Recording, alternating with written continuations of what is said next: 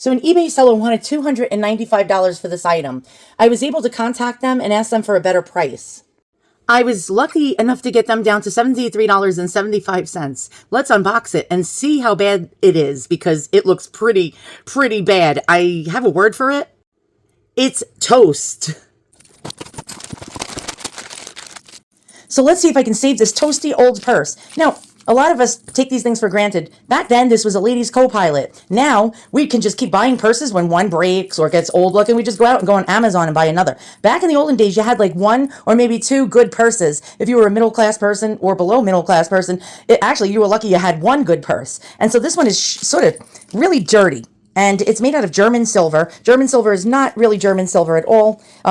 Well, not silver at all, that is. It's made out of copper with base metals. It was made to mimic silver, but the more expensive purses for the well-to-do ladies would have been made out of actual silver, probably sterling, or 14-karat gold. But we got this dirty old purse, but it has a clue. By the way, it's a chatelaine, and you may be wondering, what is a chatelaine? You can see this clip here on the purse. This would have clipped in a lady's waistband. Now, our clue. It says silver, but no, there's a letter next to it, and it means that it's German silver. It looks like a G. I don't know if you can see that. And so basically, the seller thought this was sterling silver and put a price tag of $295 for it. When I explained to her this was not real silver at all, just German silver or faux or fake silver, she let me have it. She came up with that cockamamie number of $73.75. All right, now it has a clue. It comes with this old tag attached to it, which I'm going to have to remove, but we're going to keep for history's sake. All right, and it says, can we even read it? Mrs. Brad, can you help me out? Braden? Is that Braden? But it looks like a dot. So I don't know if that's an I. I don't know. You tell me in the comments below. And then it looks like it says link up and cleaned. Now, these purses are notoriously known for the links coming loose, like you see the little rings, and the purse actually falls apart in spots. Now, let's hope the seams are always a big problem with these purses. I'm going to open it up and look and make sure the seams are okay, but we're going to clean this with Simichrome Polish. Now, a lot of you say, why don't you use Tarnish? I do not know what the effects of Tarnish are on German silver. It's only good for certain metals and can destroy others, so you have to be very careful in the preservation of these purses. Now, we have a clue, and inside here, it says what looks like silver. That's why the lady got that $295 price tag. But to the left of it, the letter G, short for German silver. Now, it looks like the seams are looking pretty darn good. So this is great, but we have to be very careful. These armor-like chinks or links can come undone as you're cleaning it. So you have to clean it as carefully as possible. So let's get out our Simichrome and our different cleaning methods like toothbrushes and polishing rags and so on, and do this in fast motion, and then we'll discuss the history of these purses, which became popular circa 1890. By the way, this is Art Nouveau. You can see hidden details amongst it because it's so dirty you can't even tell the hidden details. But what I love, this is about 1890 to 1900, 1907. We have this beautiful, stylistic Art Nouveau lady, and on the other side, a beautiful stylistic Art Nouveau lady with what looks like lotus flowers and lilies and all sorts of flowers, which is telling me this is an older purse. Now, the other flapper style purses like this were more popular towards the 20s and 30s. Then this waned out of popularity. But their roots started around the time this particular one was made. So this is an earlier one. Let's get to cleaning in fast motion. Now, I forgot to say, what's even more peculiar about this purse is on the tag it says 20 cents. Do you see that? 20 cents. So who would charge 20 cents to link up and clean one of these purses? Can that give us an idea about the age that was done? I'm going to say somewhere about 1900 to 1918, this purse was cleaned and linked up. So this is telling me this purse was used for a very long amount of years, possibly a decade or so, or maybe even a little longer. So this was very important to somebody. This was a lady's co-pilot. At 20 cents, link up and clean. Wow. And we have the original person's name. Too bad we don't have a first name, because then we can find out who owned this purse. All right, so we're going to get our German Simichrome polishing paste, our polishing rags. Now, a lot of you ask, where do you get your polishing rags from? I get them from Amazon, and they have a buffing side.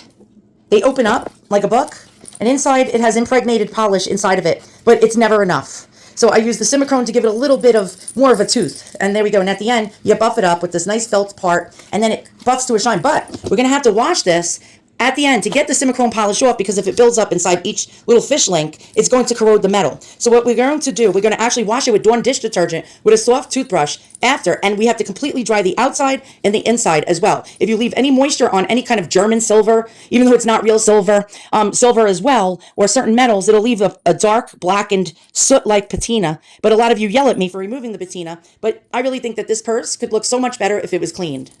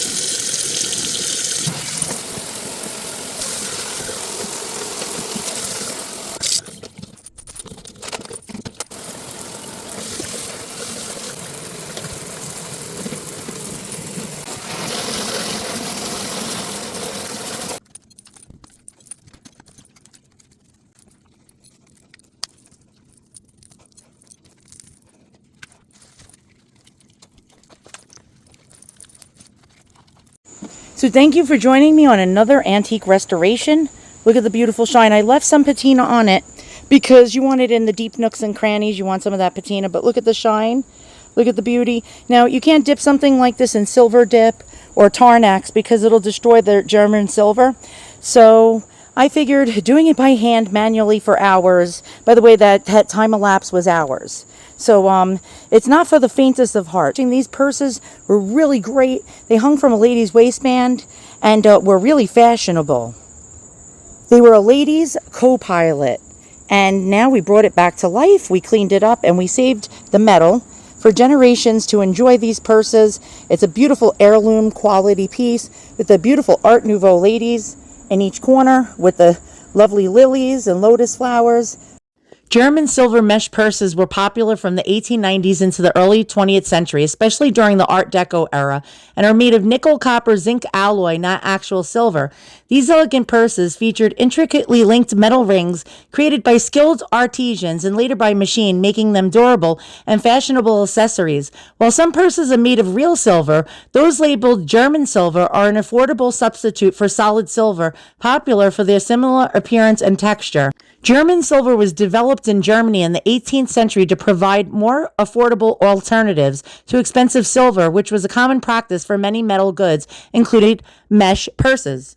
High-end purses were made out of real silver. The value of these purses depends on the condition, the intricacy of the design, and the type of material used, with actual silver bags, of course, being more valuable than those made of the German silver alloy.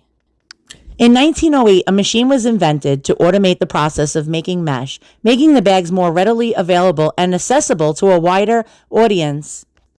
Before the machine was made in 1908, skilled artisan carefully linked each tiny ring together by hand to create the mesh, which formed intricate patterns and designs.